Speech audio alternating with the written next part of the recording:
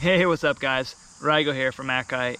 So this week I wanted to talk about my kite surfing equipment and why I use it.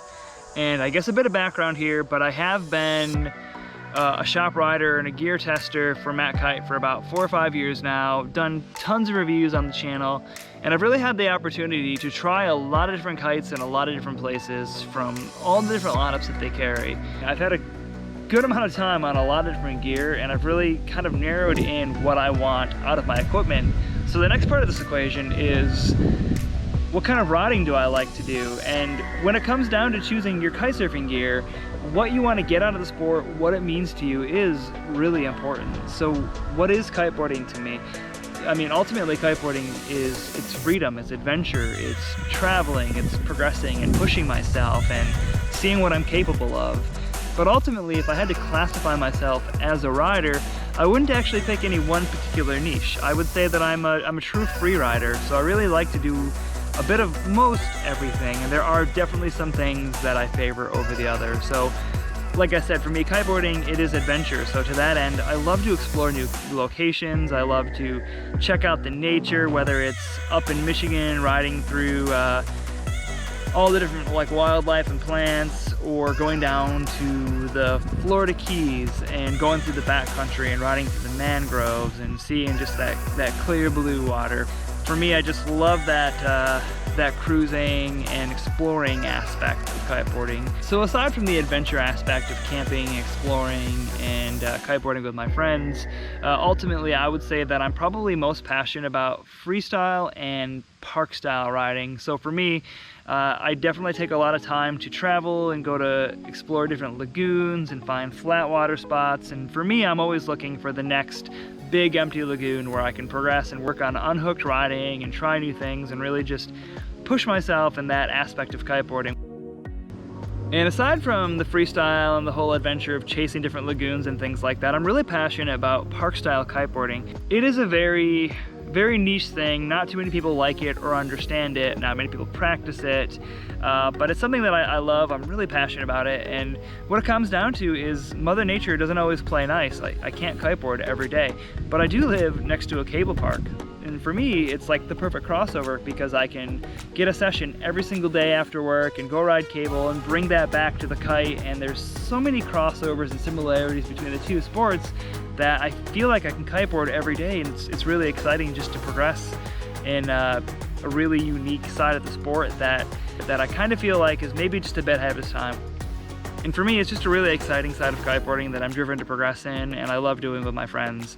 So third on my list of things that I do like to do a lot of hooked in tricks, and I've kind of left that domain of kiteboarding to our rider Blake because it's something that he loves to do, but doing scent jumps with grabs, adding down loops, kite loops to it, getting big air, jumping over things like that. I actually am a big fan of that as well. I don't talk about it as much, and maybe I don't film it as much, but it is something that I like to do. It's part of kiteboarding. I mean, that's ultimately why I fell in love with the sport. The freedom to do anything and everything, and the unlimited potential of this crazy thing that pulls us across the water and sends us in the sky.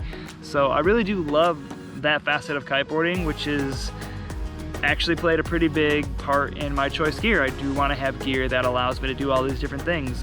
And then kind of like lower on the list, but something that actually I am getting really excited about is foiling. So I have been foiling about 3 days a week now, kind of getting out, trying to get out, whether we're wake foiling or using the e-foils at Kite, or if it's lighter wind, I've got a hydrofoil in my car and I'm really trying to progress on that. And what really excites me about hydrofoiling actually is the applications of paddling into waves, and that I think that's like the purest form. The coolest kind of foiling is actually foil surfing. And to that end, I do have some foil gear that I'm using for a specific reason, and we'll cover that too. So what kites am I using this year? Well, I am using the RPM, the Turbine, and the SST. So for the RPM, I find it just to be the best do-it-all kite for myself, and the reason being is because of all the do-it-all kites, it does tend to be the most freestyle and park style specific, so it probably is the best contender for unhooking, doing riding like that, and all the things that really get me amped on kiteboarding. It's not the best unhooking kite out there. I I do have an opinion on that. If you were to say, hey, what's the best kite on hooking, I probably would tell you the Cabrini FX is actually the best freestyle kite that I've ever got my hands on. Hands down, I think the FX is the best kite looping and freestyle kite available. But there are other things that I want out of my kite. I like to have a kite that has good low end. I want something that's a bit more stable and a bit more consistent for the park. And same thing with the waves. I want a kite that I can get in the waves to and have some fun with, and it's not going to be too finicky for me. And for those reasons, because the RPM does jump well, it does unhook really well, it kite loops really well. It's not the fastest kite in the world. The 10 meter is super fun for kite loops. The 12 meter as well is pretty fun. Once I get on the 14 meter, it's not really the fastest kite in the world. I mean, I do a lot of kite loops with it, but I'm not doing like powered, send it, pull the trigger kite loops on my 14 RPM. So for my kiteboard, I've chosen to go with the slingshot refraction. And the reason I went for this board is for a couple reasons. So number one, it's bomb proof. So I am kind of rough on my gear. I do like to toss it around, like load it up in my car and not worry about it. And as well, obviously, like I'm grinding things, I'm hitting features, trying to like bonk piers and do different things with my board. So I need something that's gonna hold up, and the grind base on that board is just incredible. And as well, it's a really playful board. So this year, it kind of has a similar outline to the Asylum. So it has all that speed that I need and want for freestyle tricks, but it has some concave and some playfulness and softer landings. So when it comes to like the wake style, when you're doing power landings, I really like the landings on this board. I'm riding the 147, so it's longer, so you can kind of like touch your tail down and break some of that power up when you're landing to make things smoother. And as well, it double downs as a cable board. So I'm actually riding a kiteboard at the cable every single day, and I've tried it a few times with some different kiteboards, and the refraction works really well. It's a little fast. I did have to adapt, but I like having a board that I can go on a trip with, and if there's a cable park nearby and the wind doesn't play, I can go ride cable on my kiteboard. I'm not worried about bringing a second board. I'm not renting things. So for me and my interest in kiteboarding, the refraction was a perfect fit. And as well, for the boots, I did choose the Vatatex, and I actually have a whole video on that, so I won't cover them here, but you can check that video out. It's gonna release before this video, so if you're curious about those step-in bindings, give that video a watch. So just covering some other things that I have in the quiver, I do have a 17 turbine, I have a Ghost, and I have an SST. So when it comes to light wind, I love just cracking out that 17 meter turbine. It's got a lot of power. It gets me through when we're in those threshold winds, and I still want to boot up on like a little slick or a lagoon where you just have those light wind days to really progress and try new things and learn. And that kite, for me, has been a great kite. I mean, it's a light wind kite. I wouldn't say it's anything magic. Like I'm a big fan of some other kites. Like I really like the Contra. I've used the Juice, things like that. And I've bounced back and forth from those 3 light wind kites for a while. So just to cover some other things in my quiver, I do have a few other kites just to kind of round things out. So I have a 17 turbine that I've been using on the light wind, on those light wind freestyle days. And as well, I actually have a Ghost that I've been experimenting with, and I'm getting familiar with that kite and kind of learning it. Not too much to say on it yet. I do plan on doing a review on the Ghost and the UFO actually, so I'm trying to get my hours in on those kites right now to talk about them more. But as well, I am using an SST.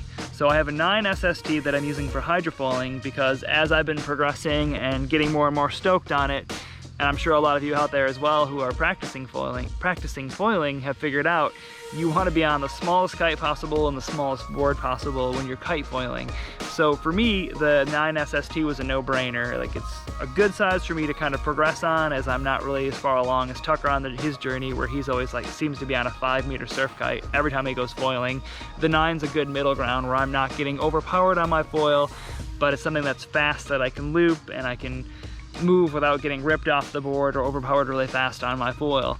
And as well, kind of onto my foil equipment, for me, foiling, I'm starting to really fall in love with it with a kite, but I'm also really excited about getting into surf foiling, and it's not something I've practiced yet, but my ultimate goal with foiling is to learn how to paddle into these small rollers that never end and just surf really, really tiny waves. So I went with the Infinity 76 wing. So I'm using the Infinity 76 and I'm kiting with a WF2 board, simply put, because it's a good outline for wake foiling and kiting, and it's a very forgiving board for me.